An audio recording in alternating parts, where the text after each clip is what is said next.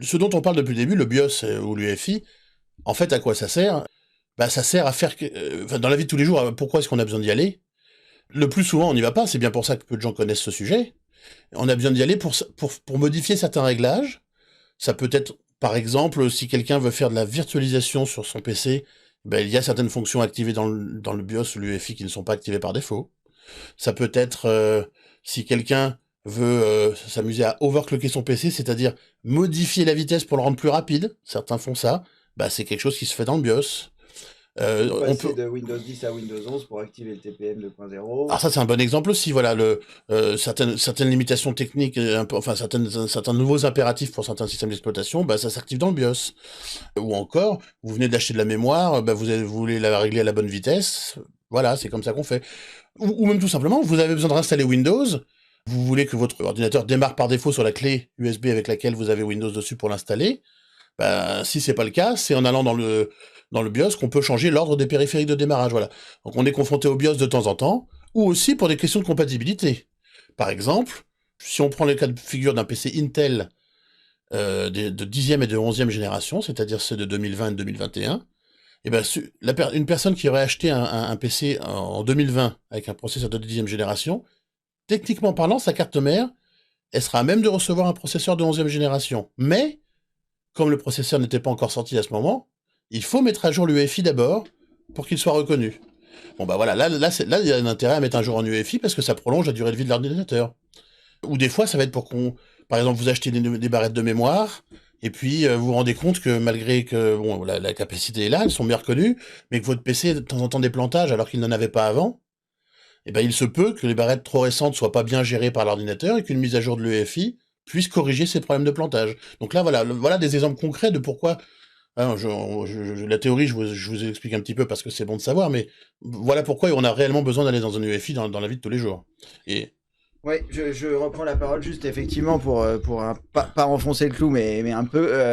C'est que voilà, vous peut-être vous n'êtes jamais allé dans le BIOS, peut-être vous n'en avez jamais eu besoin parce que vous avez acheté un ordinateur, il était tout prêt, il y avait déjà Windows 11, donc vous n'avez pas eu besoin d'activer le TPM, vous faites pas de machine virtuelle, donc vous n'avez pas eu besoin d'activer la virtualisation. Bref, il est possible que vous y soyez jamais allé. Et c'est pas grave. C'est là c'est ça. aujourd'hui, on fait un demande à Cédric public spécial BIOS avec Thomas parce qu'on a la chance qu'il soit là pour nous expliquer tout ça.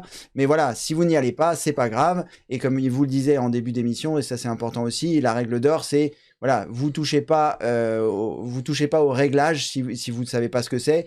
Au moins, vous vous renseignez sur Google, comme il vous l'avait dit. Et puis, vous pouvez aussi, si vous le souhaitez, prendre des photos des choses que vous modifiez pour être sûr de pouvoir les revenir en arrière. Et surtout, vous faites les choses une par une. Vous ne faites pas 50 changements du BIOS et puis après vous redémarrez en vous disant tout va bien se passer. Ouais, voilà, ouais.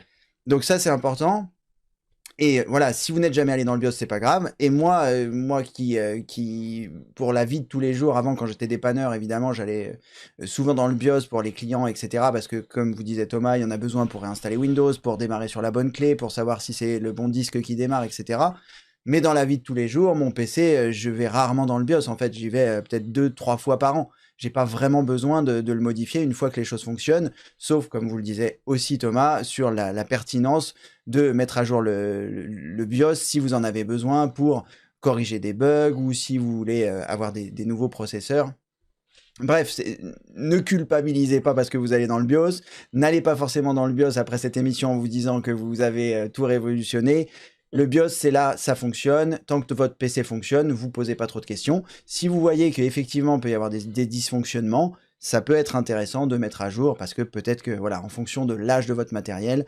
Et ce que vous disiez aussi, Thomas, tout à l'heure par rapport aux constructeurs, vous aurez des BIOS qui seront vraiment différents en fonction des constructeurs. Si vous avez un PC que vous avez acheté chez HP ou chez d'autres marques, que d'un PC que vous avez vous-même assemblé, vous avez choisi les composants. En général, les cartes mères sont plus évoluées quand vous faites de l'assemblage plutôt que quand vous achetez quelque chose qui est tout fait, qui est tout packagé par l'éditeur pour que ce soit le plus simple pour vous. C'est pour ça qu'il y a des BIOS qui sont plus simples parce que vous n'êtes pas censé y aller, etc. Donc voilà, ne vous mettez pas la pression par rapport au BIOS. C'est bien d'avoir ces infos info parce que bah, ça permet de comprendre. Hein. Dès qu'on comprend, ça permet aussi de faire des connexions qui permettent après bah, voilà, de se dépanner sur certaines choses, de se dire bah, tiens, ma RAM est plante, est-ce que mettre à jour le BIOS, ça peut être intéressant. Ça peut aussi faire partie de pistes intéressantes. Mais sinon, en général, on n'y va pas, quoi.